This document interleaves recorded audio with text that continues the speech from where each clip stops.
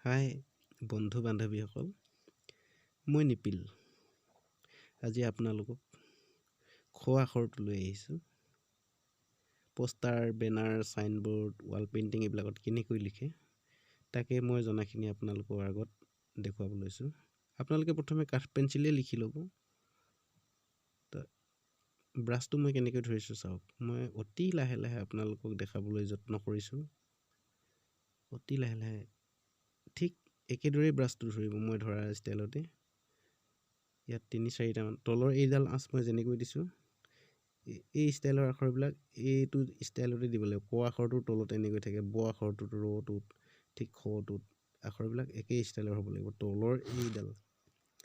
তলৰডাল মই যেনেকৈ দিছিলোঁ তেনেকুৱাই হ'ব লাগিব। আৰু মাত্ৰাবিলাক ছেইম হ'ব লাগে। যেতিয়া আপুনি এটা বাক্য লিখে, মাত্ৰাবিলাক আৰু তলৰ এই চিনডাল খুব মন কৰিব, একে ধৰণৰ হ'ব লাগিব। আৰু ৰংটো বোলাওঁতে ব্ৰাছত 1-2-3কৈ ঘঁহি থৈ আহিব, যাতে ডবলকৈ ৰং নাহে। তো মই বহীখন অলপ বেঁকাকৈ লৈছোঁ কাৰণে আখৰটো অলপ বেঁকা হৈছে, কিন্তু আপোনালোকেও বেঁকাকৈ লিখিব কোৱা নাই, মই ষ্টাইলটোহে দেখাব বিচাৰিছোঁ আপোনালোকক। ইয়াৰ ষ্টাইলটো চাওক, তলৰডাল মই কেনেকৈ দিলোঁ। ঠিক তেনেকৈ এই তলৰ আঁচডালতে ষ্টাইলটো যথেষ্টখিনি বেলেগ হৈ পৰে। ইটো আখৰৰ লগত সিটো আখৰ, ঠেক ঠাইত, বহল ঠাইত, থিয়কৈ, বেঁকাকৈ কেনেকৈ লিখিব লাগে। ইয়াত বিভিন্ন ধৰণৰ ষ্টাইল আছে। এই ষ্টাইলবিলাকতে আপুনি যিটো ছিষ্টেমত লিখিছে আখৰটো, এটা আখৰ যেনেকৈ লিখে বাকী আখৰটো তেনেকুৱাই ছেইম লিখিবলৈ চেষ্টা কৰিব। কটো লিখাৰ পিছত একেই ষ্টাইল হ'লে একেটাই টাইপতে যাব। তলৰ আঁচডালেই আপোনাক পাৰ্থক্য, তলৰ আঁচডালতে আৰু মাত্ৰাডালতে। এইটো আখৰ চাওক, তিনিওটা খুব বেলেগ বেলেগ ধৰণে মই দেখাইছোঁ। তিনিওটা ষ্টাইলত আপুনি লিখিব পাৰে। আৰু ষ্টাইল আছে, সেইবিলাক পদ্ধতিও আপোনালোকে পাই যাব। ইয়াৰ মাত্ৰাডাল চাওক, ইয়াৰ মাত্ৰাডাল অলপ বেলেগ টাইপত দিছোঁ। আপুনি সমান কৰিও দিব পাৰে, সেইটো আপুনি যেনেকৈ ভাবি দিব পাৰে। আপোনাৰ মানসিক ভবা শক্তিৰ ওপৰতেই ডিপেণ্ড কৰিব, কিমান ধুনীয়া কৰিব পাৰে। দীঘলীয়া কৰিও লিখিব পাৰে, তো বহল কৰিও লিখিব পাৰে। বাৰে বাৰে চেষ্টা কৰক। পুৰণা বহীত বাৰে বাৰে চেষ্টা কৰোঁতে কৰোঁতে বহুত স্পীডত লিখিব পাৰিব। মই অতি লাহে লাহে দেখাইছোঁ, বহুত স্পীড মই লিখিব পাৰোঁ, কিন্তু আপোনালোকে বুজিব পৰাকৈ মই লাহে লাহে দেখাইছোঁ। তো কেনেকৈ ঘূৰাইছোঁ, কোনফালৰ পৰা ঘূৰাইছোঁ সেইটো চাব। কাঠ পেঞ্চিলে লিখোঁতে আপুনি যেনেকৈ ঘূৰাই, ঠিক ব্ৰাছে লিখোঁতে তেনেকৈ ঘূৰালে নহ'ব। আখৰটো ঘূৰোৱা ষ্টাইল আছে। মাত্ৰা আৰু থিয়কৈ দিয়া, যিডাল দাড়ি টাইপৰ দিয়া এই আঁচবিলাক, সেই আঁচবিলাকতে আপোনাৰ আখৰ ধুনীয়া বেয়া হোৱা সেইবিলাক ডিপেণ্ড কৰিব। সদায় আঁচবিলাক পোনকৈ দিবলৈ যত্ন কৰিব, বাৰে বাৰে চেষ্টা কৰিব। এবাৰ দুবাৰ নহয়, লাগিলে 1000বাৰ চেষ্টা কৰক। চেষ্টা কৰোঁতে কৰোঁতে, অনুশীলন কৰোঁতে কৰোঁতে আপোনাৰ হাতখন ইমানেই নিপুণ হৈ পৰিব যে পটাপট লিখিব পাৰিব। আৰু পটাপট লিখিলেহে আখৰবিলাক সুন্দৰ হয়। আখৰবিলাক যিমান লাহে লাহে ঘূৰাবলৈ চেষ্টা কৰিব, সেইকাৰণে আখৰবিলাক বেয়া হয়। তো মই লাহে লাহে দেখাই আছোঁ কাৰণে আখৰবিলাক বহুতখিনি বেয়া দেখিছে, কিন্তু মই ষ্টাইলটো দেখাইছোঁ। মই যদি খৰকৈ লিখিম আপোনালোকে বুজিব নোৱাৰিব, গতিকে মই লাহে লাহে দেখাইছোঁ। আখৰকেইটাও অলপ বেয়া হৈছে।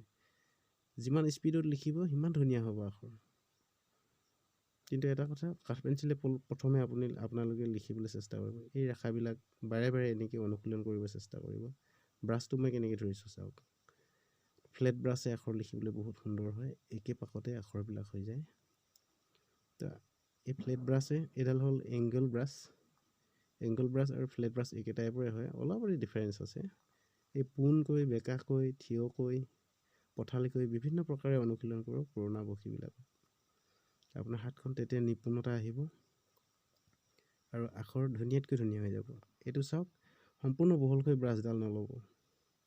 সম্পূৰ্ণ যদি আপুনি পথালিকৈ লয় ব্ৰাছডাল, এনেকৈ বহল হৈ পৰিব, আখৰবিলাক দেখিবলৈ লাগিব। এনেকুৱা টাইপত ধৰিব, এনেকৈ বেঁকাকৈ ধৰিব। এইটো ষ্টাইলতো ধৰিব পাৰে। এইটো ষ্টাইলত ধৰিলেও অকণমান লিখিবলৈ অসুবিধা হয় এইটো ষ্টাইলত, কিন্তু প্ৰথমে মই যিটো ষ্টাইলত ধৰি দেখাইছোঁ সেইটো ষ্টাইলত ধৰিব। আখৰবিলাক সিমানেই সুন্দৰ।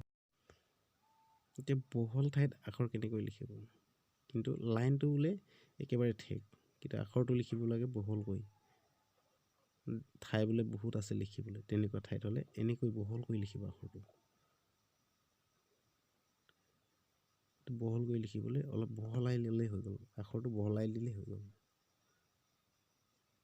সেইটো আপুনি জোখ-মাখটো কেনেদৰে কৰিছে তাৰ ওপৰত ডিপেণ্ড কৰিব। ঠাইখিনি কিমান বহল হয় আৰু কেইটা বৰ্ণ ধৰিব, স্বৰচিহ্ন কিমান ধৰিব, সেইটো জোখ-মাখ আপুনি আগতীয়াকৈ কৰিব লাগিব তেনেকুৱা ঠাইত। আখৰ লিখা সম্পূৰ্ণ জোখ-মাখৰ ওপৰতে ডিপেণ্ডেণ্ট। ওপৰ ফালে এডাল তলৰ ফালে এডাল ধাগা মাৰি ল'ব লাগিব, বা কাঠ পেঞ্চিলেৰে স্কেলেৰে সৈতে ধুনীয়াকৈ আঁচ দুডাল পাৰি ল'ব লাগিব তেনেকুৱা। এইটো হৈ গ'ল ঠেক ঠাইত। থিয়কৈ আপুনি ঠেক ঠাইত আখৰ লিখিব এনেকৈ। থিয়কৈ দীঘলীয়া হৈছে আখৰটো, চাওক ইয়াৰ ষ্টাইলটো অলপ বেলেগ হৈছে। ঠিক প্ৰতিটো বৰ্ণৰে এনেকৈয়ে এটা এটাকৈ মই আপোনালোকক লিখি ষ্টাইলবিলাক দেখাই যাম। আপোনালোকে চইচ কৰিব। প্ৰতিটো ষ্টাইলে আপোনালোকে বাৰে বাৰে চেষ্টা কৰক। তো আপোনাৰ উঠি অহা শিশুটিকো বাৰে বাৰে চেষ্টা কৰিবলৈ দিয়ক। পুৰণা বহীবিলাকত ক'তো এটা পেজো যাতে খালী হৈ নাথাকে, তেনেকৈ লিখিবলৈ যত্ন কৰক। ভাল বহী নল'ব এইবিলাক অনুশীলন কৰিবলৈ। যিমানেই অনুশীলন কৰিব, যিমান স্পীড কৰিব, সিমানেই ভাল হ'ব। এনেকৈ বাৰে বাৰে চেষ্টা কৰোঁতে কৰোঁতে হাতখন ইমানেই নিপুণ হৈ পৰিব, ভাবিব নোৱাৰিব আপুনি যে ইমান ধুনীয়াকৈ আখৰ লিখিবগৈ পাৰিছে। এইটো গ হৈ গ'ল। গটো কেনেকৈ মই ঘূৰাইছোঁ, মই ঘূৰোৱা ষ্টাইলটো চাব, কোন ফালৰ পৰা ঘূৰাইছোঁ। কাঠ পেঞ্চিলেৰে বা বল পেনেৰে আমি আখৰ যেনেকৈ লিখোঁ, ঠিক তেনেকৈ মই ঘূৰোৱা নাই। তো ব্ৰাছে আখৰ লিখাৰ ছিষ্টেমটোৱে বেলেগ, ষ্টাইলবিলাকেই বেলেগ হয়, সেইটো কাৰণে লিখিব পৰা হয়। তো বল পেনে লিখা নিচিনা ষ্টাইলত আখৰবিলাক যদি লিখি যাওঁ, কেতিয়াও ভাল এখন বেনাৰ বা পোষ্টাৰ বা চাইনবোৰ্ড লিখিব পৰা সম্ভৱ নহয়। তো এইটো বহলকৈ গটো লিখিছোঁ, চাওক ইয়াৰ ষ্টাইলটো চাওক। ঠিক তেনেকৈ প্ৰতিটো বৰ্ণ আপোনালোকে প্ৰতিটো ষ্টাইলৰ আখৰে ভৰাই দিয়ক। 100টাকৈ লিখক, অতি কমেও 100টাকৈ চেষ্টা কৰক প্ৰতিটো ষ্টাইলৰে।